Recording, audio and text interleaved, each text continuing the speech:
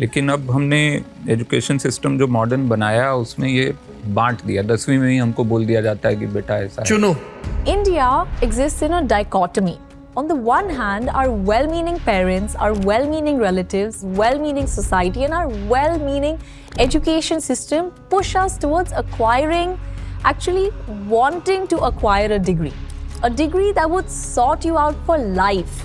A degree that would open the doors for you to life-changing opportunities. Opportunities that non-degreed folks will not have access to. मेरा बेटा engineer बनेगा। Farhan Qureshi BTech engineer. A degree that would announce your educational caste to the employers. वो एक तरह का caste system यहाँ भी बना हुआ है हमारा। पढ़ने में अच्छे मैथ्स, कम अच्छे बायो, उससे कम अच्छे कॉमर्स, और जिनको कुछ नहीं आता उनको आर्ट्स की समझा दिया गया। बिल्कुल। And it is imperative that your degree be of a high caste. और जब मैंने उनसे कहा कि मैं अब हिंदी में एमए करने जा रहा हूँ, तो बिल्कुल ऐसे, और उनका ये था कि अब तो लड़कियां भी हिंदी में एमए नहीं करती। तो ये कई लेयर पे प्रॉब्लमेटिक स्टेटमेंट था कि एक तो लड़कियां भी नहीं करती, मतलब उनको आपने क्या डिनोमिनेटर बना रखा है।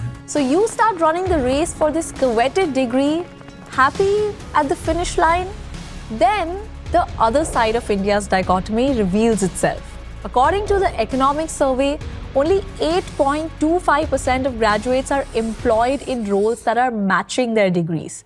Over 50% graduates, the ones with a bachelor's degree, and over 44% postgraduates, the ones with a bachelor's degree and a master's degree, find themselves underemployed in low-skilled jobs. India is facing a growing job crisis. Just 42.6% of the graduates we produce are employable, and you can see its effects from this table. Except for the postgraduates, most of our youth is employed not in specialized roles, but semi-skilled roles. So then what's the point of acquiring these specialized degrees? And because they're employed in roles that don't require a specialized skill set, the market does not pay them their degrees worth. The result? Flocks of mechanical, electrical, civil engineers learning Python and SQL in a panic just so they can be hired by some mass recruiter that's expecting them to work 90 hours a week. And meanwhile, the skills companies actually want to hire for are nowhere to be found in the market. Entire industries are emerging and collapsing before you can finish your 3 or 4 year degrees. And yet, the hysteria is not dying and the fates of our youth remain unchanged. A smaller section of this confused, rebellious youth have now begun carving their own paths by not depending on degrees at all, but their skills. Some are succeeding, most are getting rejected by companies, by clients, by vendors for not having a degree. So what does the market even want? Are degrees still the safest way to secure your future, or is skill the new way forward to guarantee a sustainable career? And where is the right balance for you in all of this? My name is Loveena Kamath, and here's the full disclosure.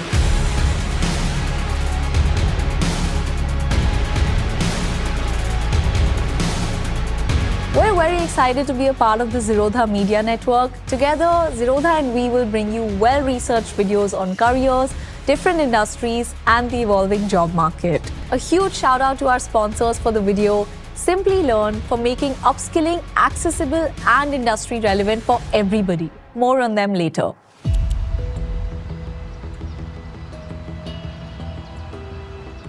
See, even though we're talking about degrees versus skills, these two are not mutually exclusive. The fact that you have a degree means you have at least some form of skill, and if you've acquired a skill set, it means you definitely could have gotten a degree if you want it.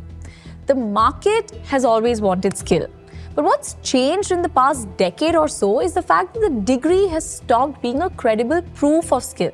So for example, 20 to 30 years back, if a guy had a mechanical engineering degree, the market could be sure that his college must have ensured that he has all the necessary skills of a mechanical engineer through their curriculum, their exams, their projects, internships, and so on. And so when the company would see BTech on the resume, they could be sure that this guy would be able to contribute with a little on-the-job training. I'm giving you the example of an engineer, but it applies across all domains and streams.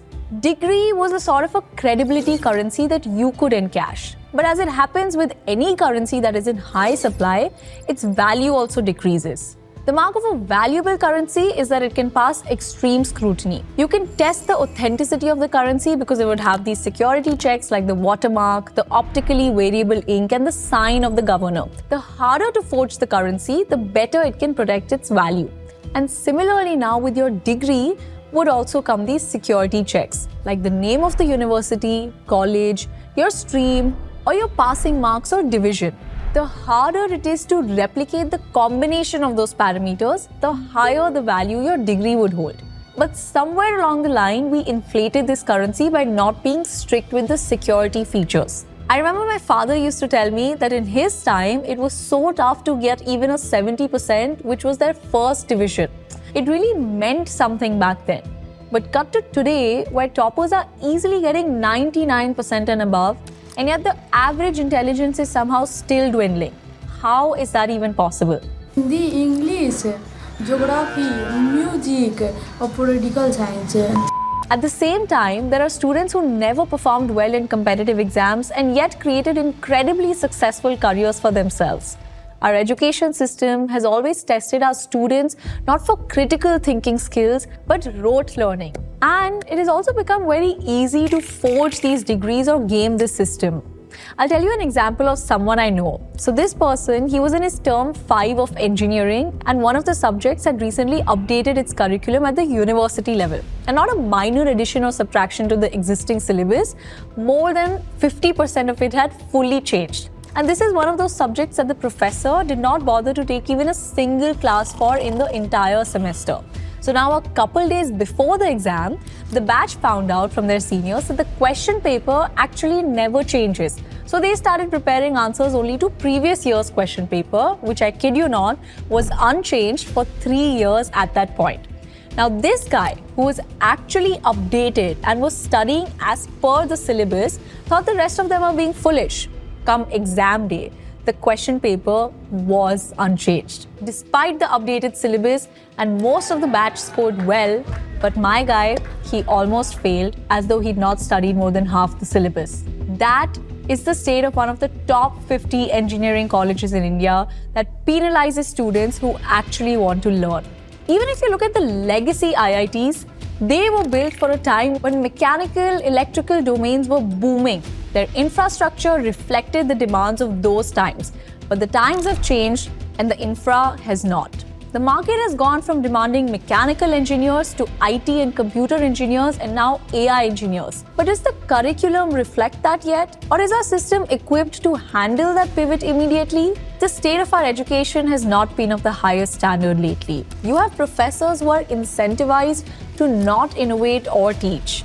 If you don't change the question paper, your students score well and you get a promotion or you become the HOD. PhD students who become associate professors and then just stay because it is a comfortable job with no stakes and a good pay. The professors who've then stayed for this long grow comfortable in their positions and effectively become out of touch with the market trends. They have no incentive to learn for themselves. What will they even teach?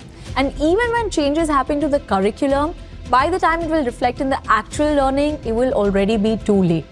Actual skills will take a lot of time to accumulate and it will very rarely be facilitated by the college. That onus will be on you. You will have to choose which skills to pick, which ones to leave. You will have to predict the skills that will be in demand and learn them from scratch, while making sure what you're being taught is actually valuable and is coming from experts who actually know what they're doing. Or you could simply rely on Simply Learn to hold your hand through this entire journey. Simply Learn are our sponsors for today, and they offer a host of well-curated and all-encompassing programs and courses that help you in your upskilling journey. They're a leading digital skills training provider offering over 400 courses like their Microsoft AI Engineer program, designed to help learners worldwide gain new age skills. Their platform has even been reviewed by Forbes Advisor. Gen AI market is expected to grow to almost $700 billion by 2030 and will add $4.5 trillion to the global economy, which is why they know that the market will need AI engineers. With their 6-month course, they're aiming to create well-rounded AI engineers that will know their way around 17 plus tools like Python, ChatGPT, Zapier, and so many more. They've designed their curriculum such that it will cover all the essentials from data science, ML, deep learning, NLP, and Gen AI, and it is all beginner-friendly. Industry experts will take you through these modules while you get the classroom experience and a chance to get hands-on experience on more than 25 industry projects. After completing the course, you will get a certificate of completion from Microsoft and Simplilearn both. Live masterclass by Microsoft certified trainers as well as career support from Simplilearn. Their next cohort starts soon, so hurry up and check out the eligibility criteria from the description. Their program is also priced to provide the maximum value for your buck, unlike our traditional institutes, as we learn in the next section of our video. All you need to get started is a basic understanding of programming and math, and preferably 2+ years of professional experience. Check out the link in the description and comment pin if you're interested. Now, let's get back to the video. Add to that the ever-increasing college fees. IITs that were expected to be subsidized by the government have taken their annual fees to 2 to 2.5 lakhs. That is hardly lower than private colleges like Amity or VIT. In the 1980s, the annual fee at IIT was just Rs 1,200. Even if adjusted for inflation, it was considerably lower than what it is today. You don't notice these things because they happen gradually over multiple years. So the immediate ROI, that is your salary right after college, really does stop making sense beyond tier 1 institutes, that too if you're in the top 50 percentile. And now, even the long-term ROIs are diminishing because the brand's value is diminishing. So how would we compete with the Western institutes and their graduates? तो मुझे लगता है कि दुनिया की सबसे सुंदर चीज़ें वही हैं जहाँ पे साइंस और आर्ट बराबर हो। साइंस है, उनको माना जाता है आप सिर्फ साइंस पे आप ध्यान रखिए, आर्ट बकवास है। और आर्ट वालों को ऐसा कि हम ही सब कुछ हैं, हम दुनिया को समझते हैं, तुम तो दुनिया को समझने के लिए यंत्र बनाते हो, समझ तो हम रहे हैं। तो वो जो चीज़ें हैं ना, वो वहाँ पे जो जुड़ा है ना, लेकिन अब हमने एजुकेशन सिस्टम जो मॉडर्न बनाया उसमें ये बांट दिया। 10वीं में ही हमको बोल दिया जाता है कि बेटा ऐसा चुनो। The college dropout rate in India today is 25%, which means 1 in every 4 students never finish their degree. This might be a direct response to an education system that is not equipping students and a market that is demanding for skills first. What's more shocking is the fact that among the ones who graduate, 29.1% remain unemployed in their graduating year. Compared to those without formal education, only 3.4% of whom remain unemployed. So what is happening? Is the degree actually keeping you from getting employed? The job market is changing rapidly. Even Sunil Shetty thinks so. People are building food content channels, selling online programs, building gaming companies and whatnot. Today, there are careers that didn't exist when they were starting out. Some did not even exist 10 years ago. And there will be careers that emerge and vanish in the next 5 years. Back in our parents' time, they could acquire just one degree and it would serve them for the rest of their lives. Why? Because the demands of the market were largely static. If they wanted an electrical engineer, they continue to have demand for it for the next 40 years. Now they want a developer for 6 months, UI UX guy for 3 months, marketing guy for 2 months, and then a growth hacking specialist for 6 months. So where does a degree stack in all of this?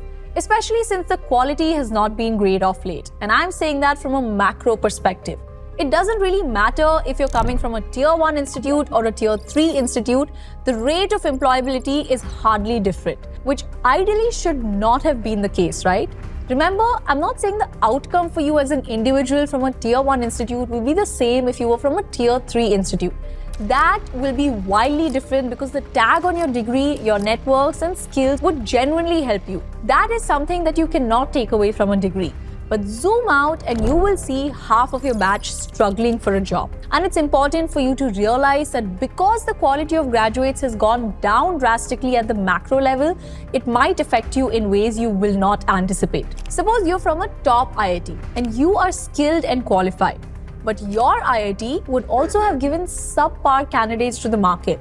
And over time, because of them, the value of the IIT tag on your resume would also diminish. It will be subtle, but it will be noticeable. Your career is dependent on the market forces, and the market forces are also informed by these perceptions. See, when our parents pushed us to secure a degree, they were not wrong, because it really worked in their times. It got you a job, it gave you career stability, promotions that depended on your qualifications, and if you could get a master's degree, you would be fast-tracked for promotions over other people. And if you wanted to pivot your career, your BCom or your BTech would establish a good benchmark for your industry readiness. You would easily be absorbed into some other company or some other role. Also, it was social validation. Like the caste system that I spoke about earlier, if you were a BTech graduate instead of a BSc graduate, the respect you could command would be much higher. And in India, respect really gets things done for you, both at the personal level and the professional front. Respect is also a form of currency that you could cash in many ways, from being able to marry the spouse of your choice, to relationships within your community. You would just have a higher credit. Degrees have always been and still remain today to some extent the better way to enter structured MNC roles. And they always provide a clearer career path. A lack of degree could actually become an obstacle to your promotion because your manager would find it tough to convince their higher-ups why you deserve that promotion. A degree is like a badge you could wear to highlight your importance. You could see this in action if you go to LinkedIn. If you have an IIT or IIM tag on your profile, your posts just get higher engagements. HRs also would love it if they could hire you since it offloads a lot of burden from them to justify their selection. And finally, a degree means 3 to 4 years of training for life. Hostels, group projects, living alone, and passing rigorous systems of examination is an indirect indication that you have handled pressure, you have interpersonal skills, and you can follow systems, hierarchies, all in a disciplined manner. And that honestly is really what most companies today want. All in all, a degree does offer some benefits for traditional roles, and it will continue to offer those benefits for quite some time. It's just that what was earlier proof of skill is not anymore. And instead, the degree has become just hygiene, by which means two equally skilled folks could be sifted through by the value of the degree they hold. And it shows in our employability index. And since the value of our degrees are declining, it's not helping solve the massive skill mismatch that we as a country are facing. You get more and more people saying, I learned what I learned on the job, even after the fancy degrees. So what's the point of your degree? Only the context of the job should be learned on the job, not the actual skills. So, should you chuck your degree and run after skills?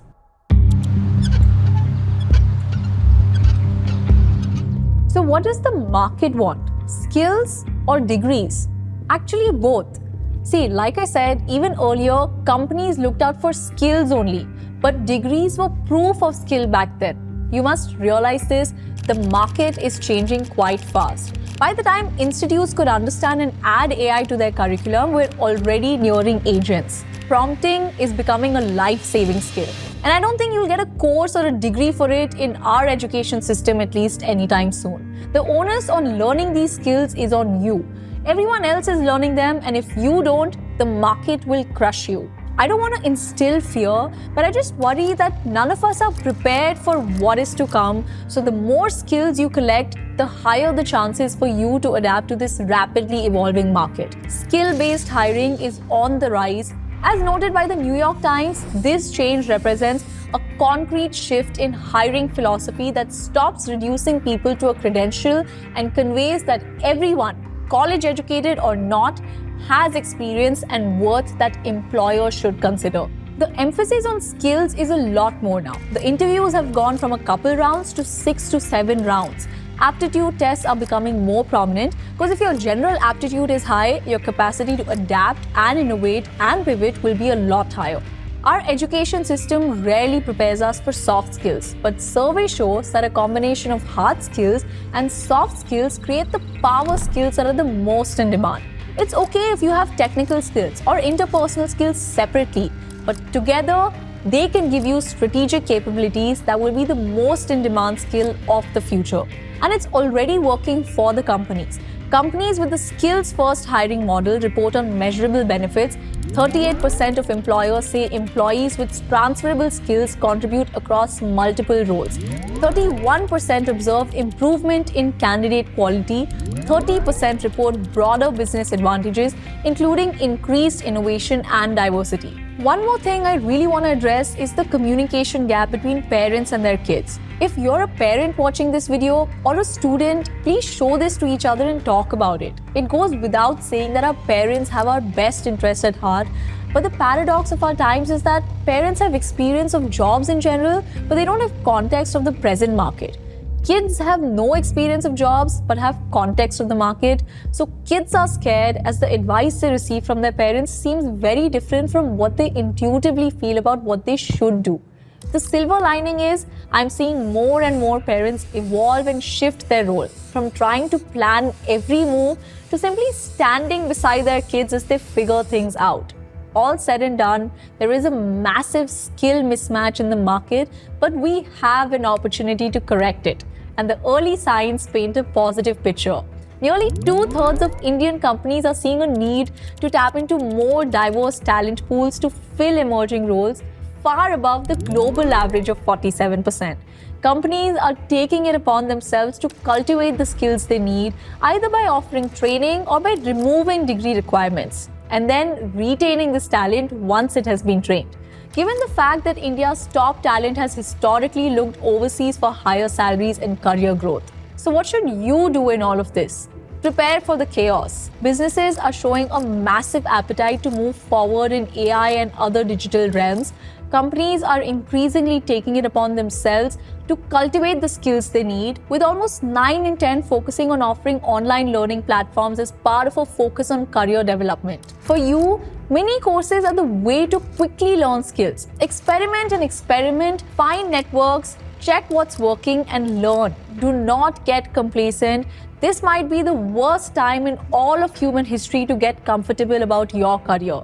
What should our education system do? Our education system needs to evolve beyond traditional degree-based learning. The National Education Policy 2020 offers flexibility, allowing students to explore subjects across disciplines and encouraging practical real-world learning. Educational institutions must focus on developing both hard and soft skills, creating a curriculum that aligns with industry demands. Partnerships with businesses for internships and hands-on projects are absolutely essential to prepare students for the job market, ensuring that they graduate with industry-ready skills. What has the government done and should do? The government has made strides with initiatives like Skill India Mission, PMKVY and PM NAPS, aiming to bridge the skills gap. Programs are supported with significant funding and a focus on training millions in various skill sets. But more must be done. The government should expand access to skill programs in rural areas, incentivize skill-based hiring, and foster industry education collaboration. The future lies in a workforce that is not ready just degree qualified, but skill ready. What should parents understand? Parents, the utility of a degree is changing. A degree may open doors, but it's the skills that will keep your child there. Today, degrees are becoming hygiene, just another filtering criteria. Skills, not degrees, are becoming the true measure of value in the job market.